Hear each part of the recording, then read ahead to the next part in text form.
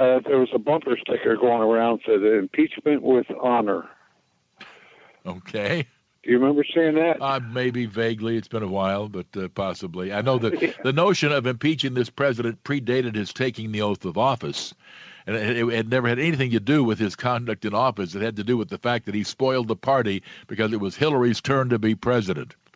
And that tells you all the motivation you need, all the stuff about how, it's Ukraine, and we must get this president because of the fact that it's so urgent before he steals the election. If it hadn't been Ukraine, it would have been something else. They were out to get him, and this was convenient. Did you have anything you wanted to add to that, Rick? I guess not. I guess you do. Okay, go ahead. For him again. And the bumper sticker was about Nixon. So yeah, right, exactly. I remember that statement at the time, and yes, it was kind of cute. Al is on the road in Pennsylvania. Good evening, Al. Hey, Jimbo, how you doing, bud? I'm well, thank you. Good. I'm wondering why we so worried about corruption in Ukraine. We ought to be focusing on corruption in our own Congress and senators. My question is, how do you become a multi-millionaire on a senator or congressman's salary? Some have managed to do it, and it's hard for me to imagine how you do it in an ethical way. Senators and members of Congress, except for the Speaker of the House and the Vice President, who is President of the Senate, they make about $225,000 a year, and members of the House and the Senate make $174,000 a year, which is not a pauper's level of pay, certainly, but it is not easy to save that up and, in fact, wind up with millions of dollars. Some people, of course, have made money through other means. They've written books and the like. That's how Bernie Sanders has made a lot of his pretty good little nest egg.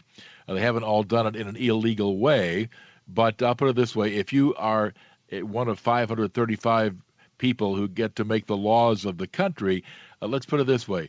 It's easy to acquire favors.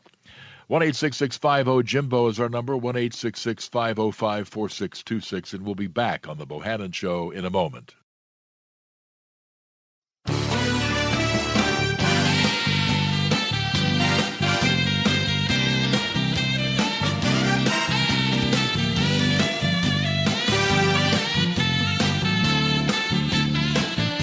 Glad you're with us on the Bohannon Show at 1-866-50-JIMBO, 1-866-505-4626. I'm reminded of the remarks of newly sworn-in President Gerald Ford after Richard Nixon had left the White House to fly back to exile in California.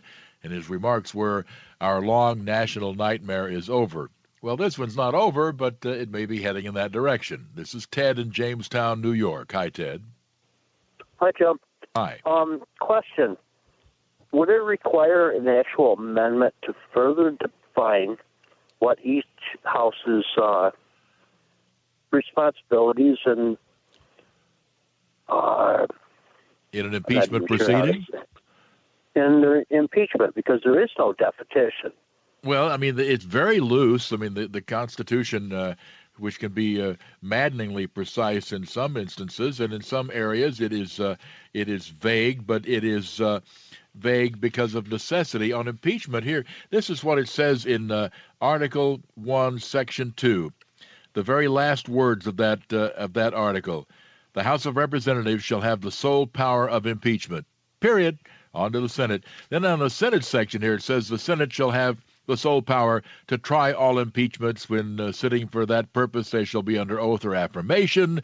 When the President of the United States is tried, the Chief Justice shall preside, and no person shall be convicted without the concurrence of 2/3 of the members present. Judgment includes being removed from office and being ineligible for any further office of honor, trust, or profit. But the convicted party shall nonetheless be liable and subject to indictment, trial, judgment, and punishment according to law. So it is sketchy, but it's in there. That's what it is. And the rest of it is pure discretion on the part of the houses. So to answer your question, if you're going to change that, yes, you would have to amend the Constitution. Okay, I didn't know whether it'd be an amendment or in addition to, or no, you would be putting restrictions on what the Constitution leaves squarely in the hands of the House and the Senate, and you couldn't do that any way other than by amending the Constitution. Okay, thanks a lot, Joe. You bet. Thank you for your thoughts and your listenership. This is Joe in Stewartville, Minnesota. Good evening, Joe. Hi, Jim. A little tongue-in-cheek. I'm okay. Hearing from the left about the need to be fair and that sort of thing. When it comes to voting in the Senate, I was kind of wondering if the presidential candidates, Amy Klobuchar and Bernie Sanders and Elizabeth Warren, wouldn't that be a nice move on their part to recuse themselves from voting since they have a vested interest in the outcome? Well, that was suggested by Senator Marsha Blackburn of Tennessee. And naturally, the people mentioned have not had a word to say, and they're not required to. But, yeah, I think you and Senator Blackburn are onto something that probably is a worthwhile thought. I mean, the founders kept the vice president out of running the Senate during this trial for the obvious reasons of conflict of interest, so why not? A little more absurdity, it would seem that everybody voting has a dog in the fight, so really no one in the Senate should vote.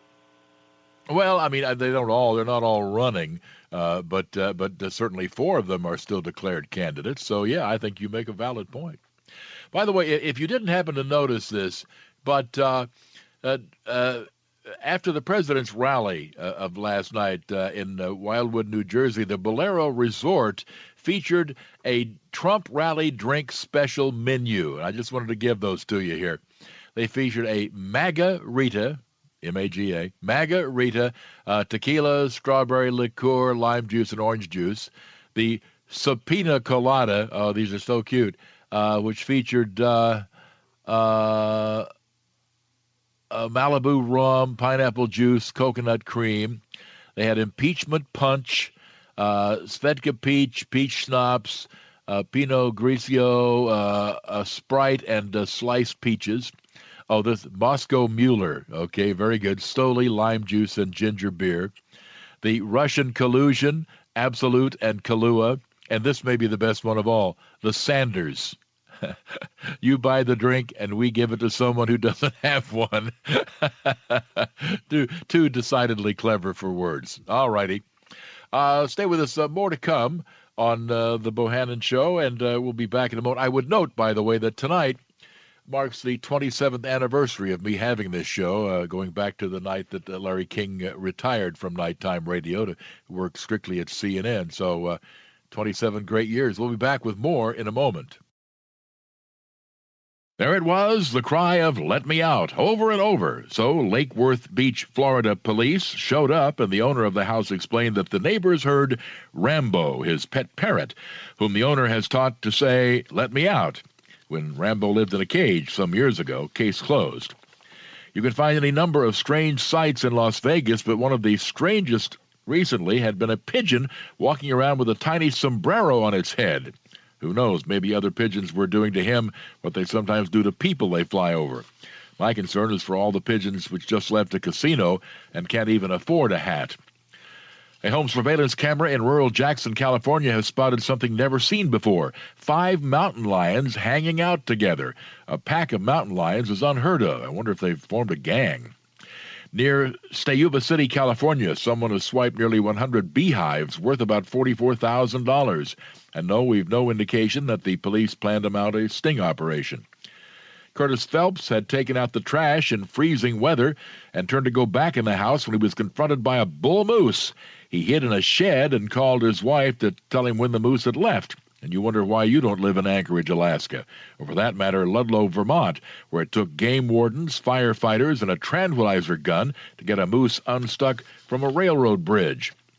Leslie got her cataract operation in San Diego, and all went well, although Dr. Chris Heichel says it was the first time he removed cataracts from a 3-year-old western lowland gorilla. And ever have a squirrel enter your house? Well, one fell down our chimney once and tried to chew its way through a windowsill before expiring, possibly of Dutch elm disease. When the same thing happened to Carrie and Dustin Drees of Atlanta, they got the same result, but their home insurance wouldn't cover the damage, since a squirrel is considered a rodent. I never knew that considering a squirrel a rodent is a way for insurance to weasel its way out of paying. The Offbeat. I'm Jim Bohannon. Isn't that nice? Thank you very much. I appreciate that. That's pretty cool. Yeah, I remember that first night. I'd been Larry's backup for 11 years, so it wasn't like I hadn't done it before. But that was cool. 27 years of hosting this show weeknights, so very special. All righty, let's go to Sue in Schwenksville, Pennsylvania. Good evening. Hey, good evening, Jim. I've been glued to the television watching every minute of this, and it seems to me that the Democrats just want to write their own rules. They want to go off script. They are trying to. What's really upset me is they're trying to drag the Chief Justice into adjudicating issues on this, and his role is just to be a presiding over the proceedings. The framers specifically did not want the Supreme Court weighing in on decisions around impeachment, and I'm sure they know that it's not his role. And I think that they're trying to speak to the low information voter on issues like this, where they just think, oh, it makes logical sense. We have a judge right here. What do you think of that? No, I think you're absolutely right. I mean, let's face it, they're desperate. This is going nowhere. They're not going to remove him from office. Every effort they have made so far has increased his poll standings. I mean, it's been a disaster for them. You're right. The Chief Justice is supposed to, quote, preside, but that's not further defined. And quite frankly, he's more like a master of ceremonies, really. So, and furthermore, John Roberts is not one to rock the boat on things like this. The Supreme Court has always been very reluctant to get involved in squabbles, if you will, among the branches of government. So, yeah, I think that's what they're trying to do, and it's not going to work. Right. Yeah. It's really been an education. I love watching every minute of this because, when you listen to the news, no matter who you listen to, you're getting an interpretation of the facts. And when you watch it yourself, you can make up your own mind about it. Yeah, and indeed, that's what the members are doing. And apparently now Mitch McConnell is of the impression that enough people have made a decision that this thing could wrap up by Friday. So there you go. Yeah. Thanks. I'm excited about it. Yeah. Well, we'll see. Thank you, Sue. Appreciate your listenership and your thoughts. Thank you very much for that. And what are the odds? Pretty high, but if you missed this, Alexandria Wollaston of West Palm Beach, Florida did it, gave birth to Caleb and Kaylin in late December, and Mark and Maliki back in March. 2 sets of twins in 1 year.